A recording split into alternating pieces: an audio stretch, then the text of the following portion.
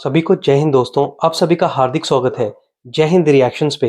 आशा करता हूँ कि आप सभी लोग बहुत अच्छे होंगे। तो आज हम आपके लिए बहुत ही इंटरेस्टिंग और एक तगड़ी डिबेट लेकर आए जिसमें आप देखेंगे पाकिस्तान की मशहूर पत्रकार शैला खान को, जिनके सामने होगी भारत की बेटी और हिंदुस्तानी शेरनी सुप्रीम कोर्ट की दबंग वकील नाज़िया लाई खान जी, और इन दोनों के बीच में होगी बहुत ही जबरदस्त डिबेट। तो ये वीडियो काफी इंटरेस्टिंग होगी और ये वीडियो का सेकंड पार्ट है।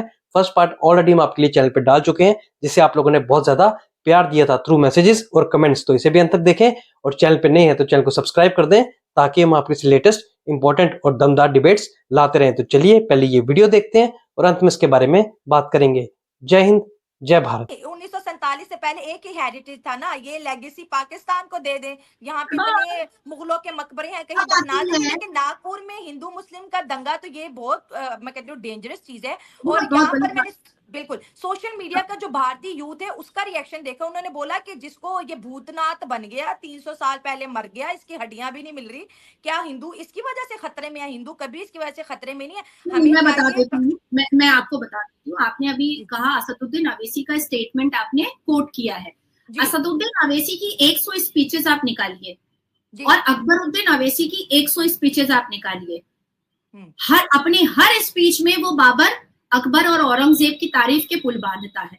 मुझे तो कभी कभी ऐसा एहसास हो जाता है कि असदुद्दीन अवैसी और अकबरुद्दीन अवैसी जो पाकिस्तानी मुखबिर है और रजाकार फौज का आखिरी सिपाहसालार है, वो अपने नमाज के बाद तस्बीह जब पढ़ता है तो अल्लाह सुभान का नाम नहीं लेता है, वो मुगलों का नाम लेता है, मुगल आक्रांताओं का नाम पढ़ता है, उसी के नाम से दुरूद लिख चुका है। अकबर उससे पसंद हो?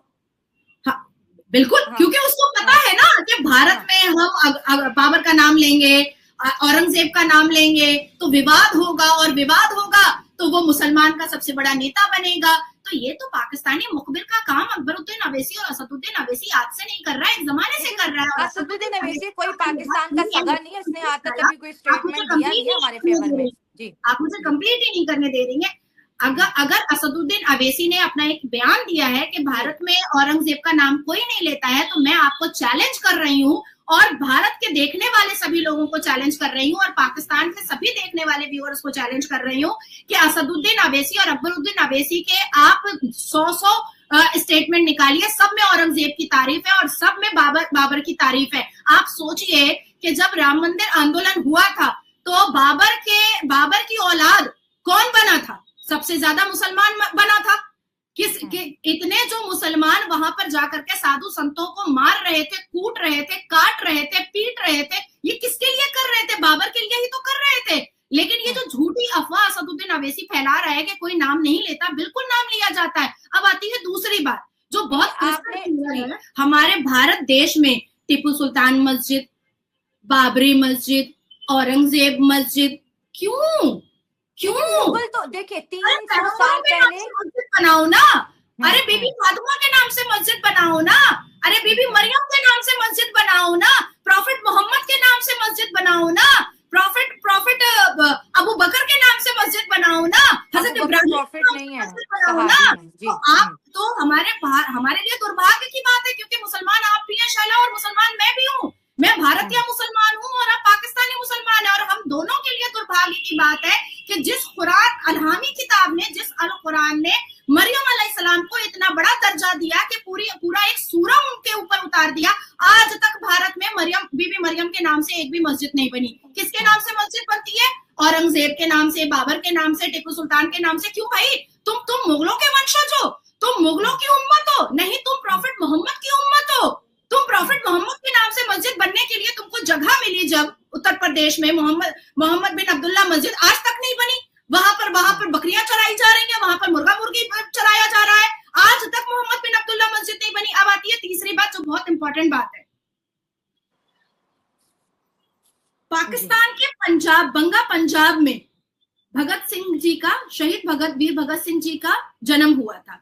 उसके बाद 1926 में नौजवान भारत सभा वीर भगत सिंह जी के नेतृत्व में हुआ। उसके बाद फिर लाहौर कॉन्स्पिरेसी केस में पाकिस्तान में ब्रिटिश ने उनको जेल कस्टडी में ले लिया, और उसके बाद 1931 में उनको फांसी के तख्ते पर चढ़ा दिया गया। क्या पाकिस्तान वीर भगत सिंह के लिए कोई जंगे बदर का मैदान बना सकता है? अगर भगत सिंह की बात करें तो उनका लाहौर में घर है और उसको म्यूजियम बना दिया गया, लोग जाते हैं देखने के लिए। और वीर अब भगत सिंह के नाम भगत से कोई सिंह मस्जिद बन रही है क्या? क्या हुआ? वीर भगत सिंह जी के नाम से कोई मस्जिद बनी है क्या वहां पर?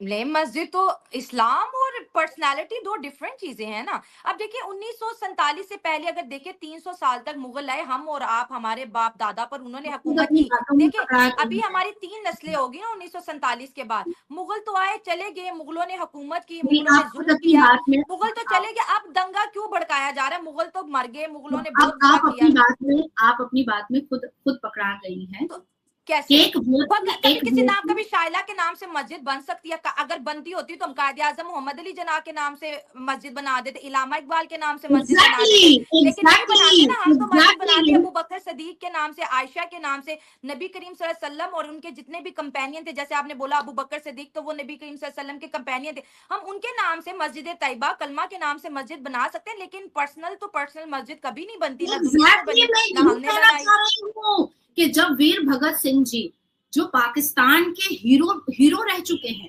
जिनका जन्म पाकिस्तान के बंगा पंजाब में हुआ, जिन्होंने पाकिस्तान के लिए पाकिस्तान की सरजमीन में पैदा होने के बाद वहां पर बहुत अच्छे अच्छे काम किए, जब उनके नाम से ना कोई एक कॉलेज बना, ना कोई एक स्कूल लेकिन बना। तब तो पाकिस्तान था ही नहीं ना, उन्होंने हिंदुस्तान के लिए किया। वो अब आपके तो भी हीरो और हमारे भी हीरो। 77 साल से तो है ना, पिछले हाँ, 77 हमारे साल भी से हीरो तो हैं है ना।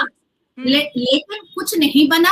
लेकिन देखिए हमारे भारत में आप दिल्ली आइएगा, Akbar road, Babar road, Tughlaq road, Shahjahan road, Aurangzeb road, काहे को हमारे और यहाँ भी कृष्ण नगर है, राम गली है, बहुत सी ऐसी तो है जो स्टिल जो है राम भगवान के नाम पर। जब हम इसको उखाड़ करके फेंकने की कोशिश करते हैं, हम मुगल आक्रांताओं के आइडेंटिफिकेशन को खत्म करने की कोशिश करते हैं, तो मुसलमान मुगल खत्म हो चुके हैं 300 साल पहले, मुगल ऑलरेडी खत्म हो गए हैं। मुसलमान रसूल उम्मत से हट करके मुगल उम्मत बन जाता है। हमें तो बड़ा आश्चर्य लगता है, बड़े आश्चर्य की बात है। ठीक है, अगर हम देखिए मेरे चैनल को इस वक्त इंडियंस भी देख रहे हैं, पाकिस्तानी भी, हिंदू भी, मुस्लिम भी, ठीक है, और हमारी ऑडियंस बहुत समझदार है, बड़ी प्यार करने वाली है। अगर हम यहाँ पर एक ही रिलीजन को, मुस्लिम को टारगेट करते हैं, जबकि महाराष्ट्र के मिनिस्टर आके कहते हैं कि कोई मुस्लिम यहाँ पर नहीं था, दंगा भड़का, वो जैसे आपने बोला ला इलाहा इल्लल्लाह मोहम्मद रसूलुल्लाह लिखा जाता है कि अल्लाह के सिवा कोई माबूद नहीं। कोई भी रिलीजन को टारगेट करेंगे तो एग्रेशन आएगा। देखिए अगर सनातनियों के धर्म को टारगेट करेंगे तो एग्रेशन आएगा ना। गलत इंफॉर्मेशन जा रहा है। आप जिस का नाम ले रही हैं वो उद्धव ठाकरे की पार्टी का नेता है, उद्धव ठाकरे की पार्टी का नेता है, वो वहां के सरकार से इन्वॉल्वमेंट नहीं है। ठीक है, मोहन भगत की बात करें तो वो तो आरएसएस के हैं, नागपुर में रहते हैं, बीजेपी नागपुर का गढ़ है, यहीं से बीजेपी निकलती है, बीजेपी की ताकत है। ये इलाके में बड़ी प्रोस्पेरिटी थी, कभी कुछ ऐसा नहीं हुआ। अब कैसे हो सकता है जबकि बीजेपी की खुद की हुकूमत है और औरंगजेब के पहले पोस्टर भी छपवाए गए, रिएक्शन एरिया में नहीं आया, अब क्यों आ रहा है? सवाल तो ये है ना। ये अच्छा, ये इंडियन मीडिया चला रहे हैं, मैं साथ साथ इसके क्लिप भी चलाऊंगी ताकि आवाम का एग्रेशन मेरी तरफ ही ना आ जाए कि शाइला ऐसे क्यों बोल रही है, क्योंकि बहुत ही सेंसिटिव मामला है, लफ्जों को बड़े नाप तोल के बोलना चाहिए। आपका सवाल बिल्कुल सही है कि महाराष्ट्र में सरकार भारतीय जनता पार्टी की है, महाराष्ट्र में लॉ एंड ऑर्डर संभालने की जिम्मेदारी भी भारतीय जनता पार्टी की है, और इतने सुकून परस्त जगह पर इतना बड़ा वायलेंस हुआ कैसे? ये सवाल आपका बिल्कुल सही है, क्योंकि 8 से ज्यादा जो पुलिस ऑफिसर है वो घायल है। डीएसपी जो है उनके पीठ पर 2 मुसलमानों ने कुल्हाड़ी मारी है। उसके बाद एक 5 साल की बच्ची जो अंकल बोल करके अंकल मुझे छोड़ दीजिए, अंकल मुझे छोड़ दीजिए, उसकी जान चली जाएगी या बचेगी, अभी तक उसके बारे में मतलब मुझे बोलते वक्त मेरी जुबान लड़खड़ा रही है। हिंदू होना शायद मुसलमानों की नजर में उस वक्त उनके दिमाग में औरंगजेब चढ़ा हुआ था, इसलिए वो एक खूनी दरिंदा बन चुके थे। और ये सवाल बिल्कुल सही है कि जब सरकार हमारी है, जब वहां के पुलिस प्रशासन की जिम्मेदारी हमारी है, लॉ एंड ऑर्डर की जिम्मेदारी हमारी है, तो ये भगदड़ हो कैसे गया? ये बिल्कुल सही आपका सवाल है। लेकिन मेरा जवाब ये है कि पाकिस्तान में संविधान आपका है, इस्लाम के तौर तरीके आपके हैं, कानून आपका है, और जितने भी लोग हैं वो आपके हैं, और हम कलमा है, तो फिर ट्रेन हाईजैक बलोच ने कर कैसे दिया? कैसे कर दिया? एक एक अज्ञात हम खुद मानते हमलावर हैं कि आता हमारा है, बहुत बड़ा सिक्योरिटी फेलियर है, हम मान रहे हैं जी कंप्लीट चला। जी एक अज्ञात हमलावर आता है और अबू खतल को कत्ल करके चला जाता है और हाफिज सईद को भी के ऊपर भी 14 राउंड गोलियां चला करके चला जाता है। ये हो कैसे गया?